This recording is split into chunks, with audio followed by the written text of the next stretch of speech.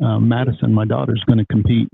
And so we're going back, and we've already got the plane tickets and rooms booked and that. So I'm really, really looking forward. Hospitality up there is second to none. Those people are absolutely tremendous. Yeah. And of course, I've advocated for that contest for a long time. I like judging apart the way they judge that contest.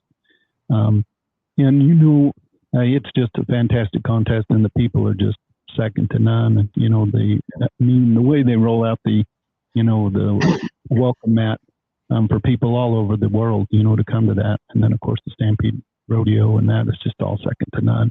Yeah. And so, well, let's talk a little bit about. I want to go now. Let's segue. We've talked about. We've lined you up in here to now. You've won all three of the major contests in the livestock deal.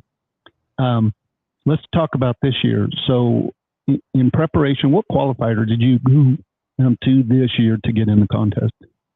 I went to the very first one. It was in Torrington, Wyoming. I believe it was the Western qualifier. Yes. Yeah. Yep. Man, what operators those guys are, huh? Yeah, and Lander Nicodemus is. Yes, I think he might be one of the owners now, but it's the Madden family and Lander, and there was another gentleman there too. But what a tremendous operation, and the depth that they go. They have their sale, and they're doing a tremendous job. A couple days a week, and then they have their a huge video sale that they help, and they do. They are operators. They know how to handle cattle. And the prices they get there are just absolutely. Yeah. Well, it coincides with the tremendous quality that the ranchers in that area are putting together. That's a good point. No, that's a very good point. And just checking every box as a buyer. Mm-hmm. They'll draw buyers from all over the country coming in there because of the quality and the offering that's in front of them week after week after week. It's a tremendous operation. Yeah, no, it is. And so, what did you place in that contest? I actually won that contest. That was the first qualifier. Yeah, that's the first qualifier that I won. Yeah. Good. Okay. And then you start thinking about Oklahoma City this year, and in your preparation, did you? And let's just be honest, because did you have a thought that there's a possibility that you could actually, not only for me, I reached the top 10 several times, but I just, it's so, the competition is so fierce and there's so much talent there, that a lot of times, man, if I just made the top 10, I thought I had really done it all, you know what I mean? And then of course, to ever think about, that you could actually, get one of those top 3 slots, but then to win it.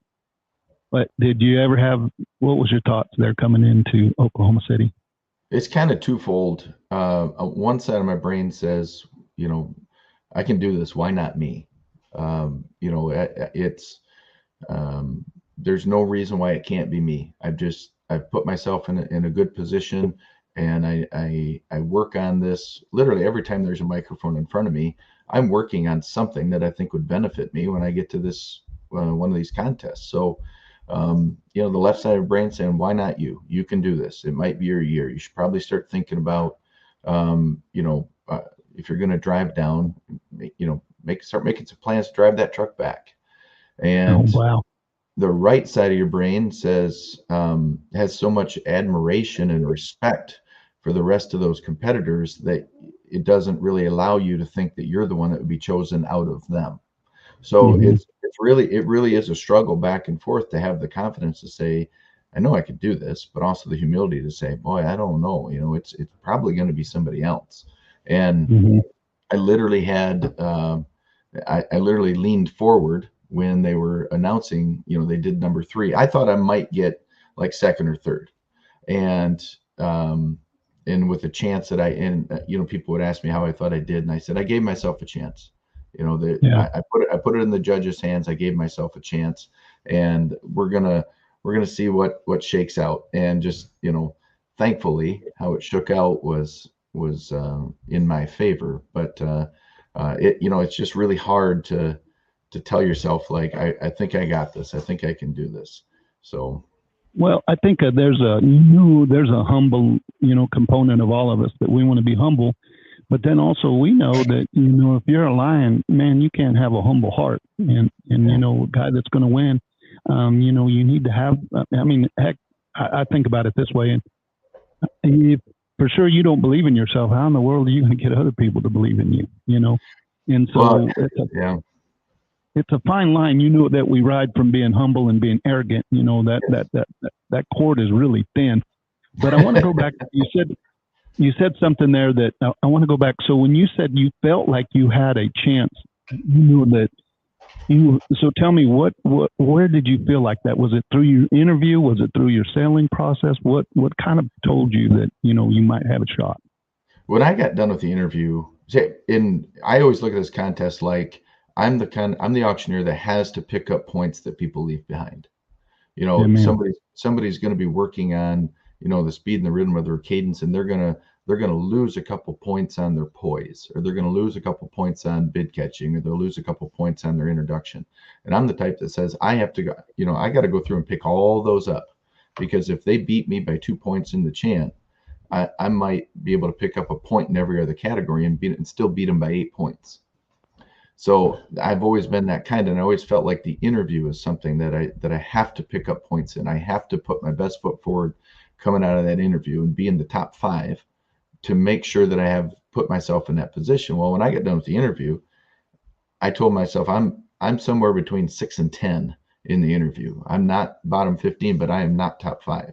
So when I turn that mic on, I have got to lay it all out there. I've got to empty the tank, and not hold a bit back from the first draft to the last draft. I've just got to be on go the whole time. And when I went in my first round, I thought, okay, I should have done enough to put myself in the top 10. It's all up to the judges. It's very subjective, I understand, but on a consistent basis, that kind of run will get somebody in the top 10. I just, I'm like I said, not trying to be arrogant about it, but just being in enough contests to know. And then when I got done with the finals, I knew I had a good position, and that was important to me. I drew 7th. I liked that position. I knew that the representative, or the commission firm that was going to be having cattle in front of me, I knew they had good cattle lined up, and I knew that was going to be important. And I knew that if I didn't stumble, and if I was on go from the minute that mic clicked on, that I had a chance based on those things. So that was, to me, it was my thinking. And then when I stepped off the block, I thought, there, the tank's empty. It's all been put out there. And I also had, I want to read this to you. I want to read this to you. A friend of mine sent this to me just before I went on the block on Saturday. He said, you know him too, Scott Werline. He sent this to me. And this this really kind of sunk in for me. He said, I hear the voice of the Lord saying, whom shall I send, and who will go for us? Then I said, here I am, send me. So I thought of that before I went up too. And I thought, let's let it be me. Amen. And lo and behold, wow. Yeah. Life-changing. Congratulations. I mean, absolutely life-changing. And like I say, I'm reiterating it again, but you're going to be a fantastic champion. Certainly, I know the LMA is very happy, with the champion that they got and the spokesperson that you're going to be. You articulate yourself very well, and you handle yourself well, and of course, then you're a fantastic auctioneer. So you have all the bells and whistles of what they really want to, ultimately. I want to go back because I know a lot of auctioneers are going to be listening to this, and but one thing you said, some key things that I think a lot of auctioneers, because I hear. A lot of times when they leave a contest, there'll be, and especially when they get the score sheets, there'll be some gruffling, about what this or that. And two things that I always tell, I tell auctioneers, I said, number one, and I didn't come up with this. This was told to me by a fantastic auctioneer, Eli Detweiler from North Carolina. Do you know Eli? Yeah. Yeah, he's a fantastic guy. But I don't know, probably I was whining one time about something that I didn't place in a contest because I was a contest junkie for about 14 years. There weren't very many contests that I didn't go to. However, Eli, I don't know, I was saying something dumb, about why I didn't do well or whatever. He said, Paul, get that score sheet. That score sheet's not a secret. Make sure whatever contest you're in, get the score sheet and make sure that you check every single box on that score sheet. And you know what I mean? And so that plays to what you said, make sure, because here's the deal. You knew where you needed to be and you knew what the scores were, and you needed to do this and that, and you knew what your strengths were. And so all auctioneers, if you're going to go to a contest, make sure you get the score sheet and then check all the boxes. Yeah. Because obviously that's what the judges have to do, right? They have to write a score down next to those categories. So make sure you do what they're looking for. Right. And if you look at your preparation throughout the course of a year, if you said, I put in 100 hours of preparation for this, or 1,000 hours of preparation, and then you asked the contestants to put a percentage on how much of that preparation was spent on the chant, it's probably 85, 90%. Only 10 or 15% of their time is spent working on your introduction. It's spent working on your poise or your posture or your hand movements or your, catching bids or, how you sound, how your voice is coming out, those kinds of things, or execution of sale.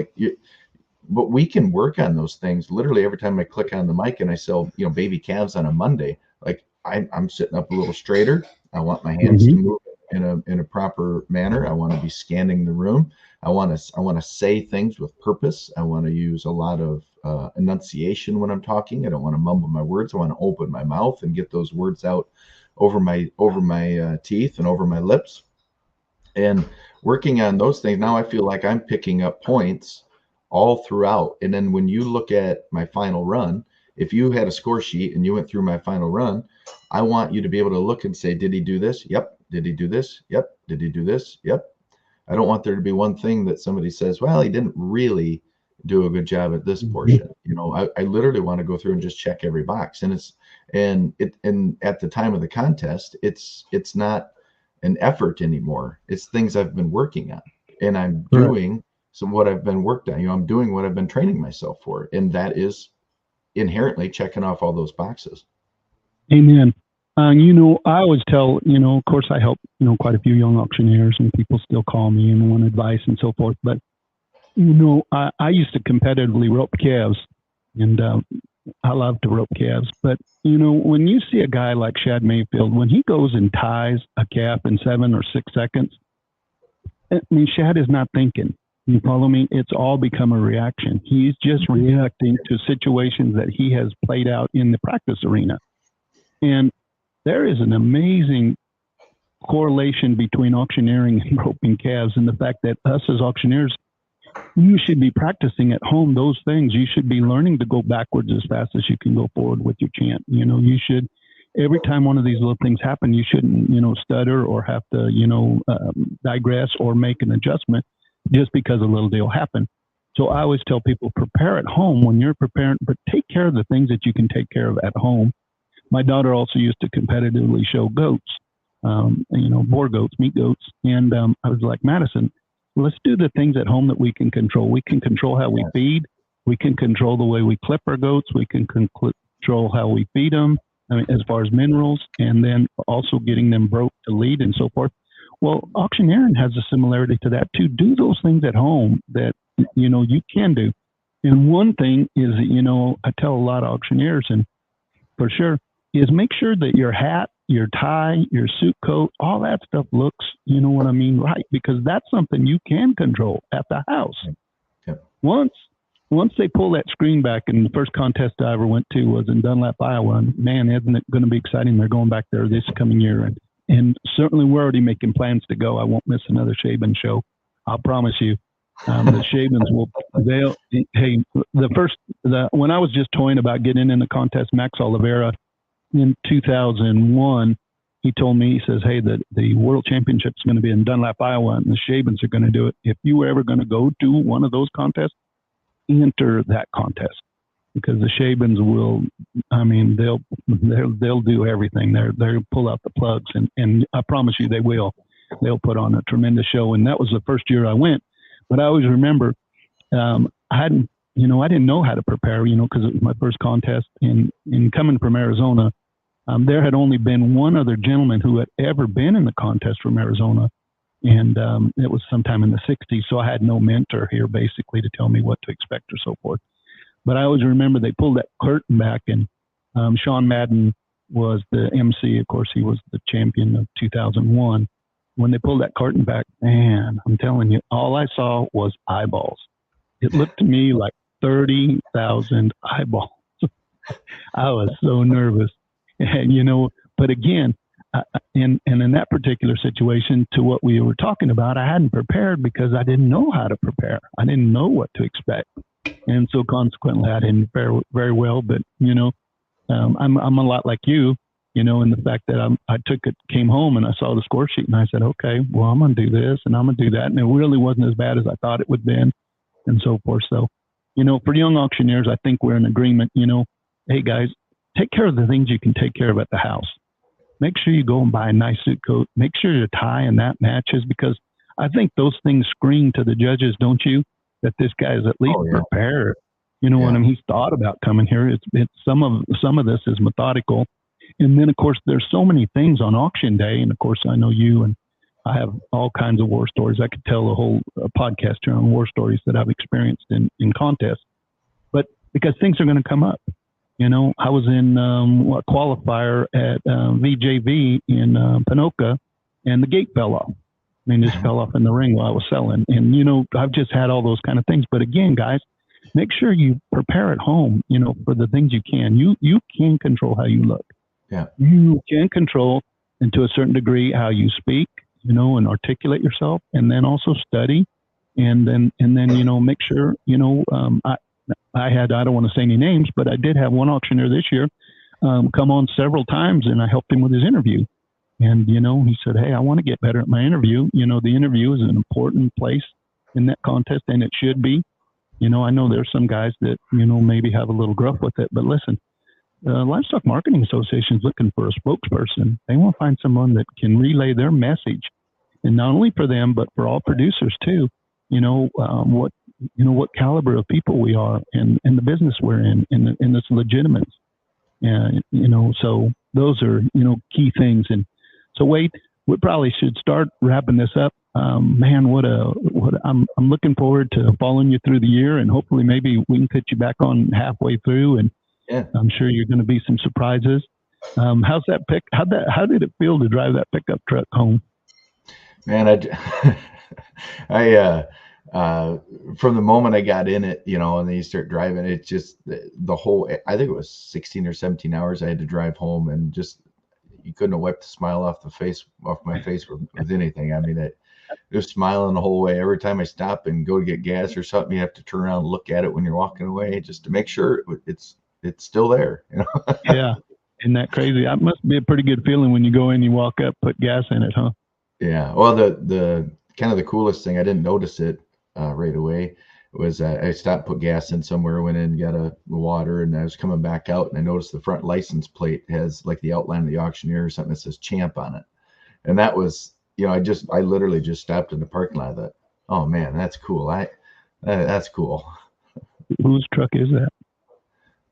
What's that? That's cool. I said, whose truck is that? Yeah, no, exactly. Yeah, that's neat. I mean, that's me, man. Yeah, wow. That's me. That's a great point. Like literally, the thoughts running through my head are, that's Jared Miller's truck, or that's Brandon Neely's truck, or Blaine Lotz's truck, or you just go through all these champions, and you're like, oh my gosh, I'm in that conversation now. That's crazy. I'm in that book. Yeah, you're going to be in that book from now on. Yeah. Congratulations, man. Thank you. Hey, I wish you well this year. We're going to check out now, but certainly we'll get highlights from you throughout the year. You're going to have a great year, and if there's anything we can do for you, please feel free. I've been a big fan of yours for a long time, and it's cool. I'm very, very happy for you. Thank you, Paul. All right, Wade. Well, ladies and gentlemen, on behalf of the Western Ag Life Podcast, this is Paul Ramirez. We had a nice visit this morning with the current 2004 World Champion Livestock Auctioneer, Mr. Wade Leist. We'll wish him well and follow along. All right, Wade, have a great year. Thank you. You take care.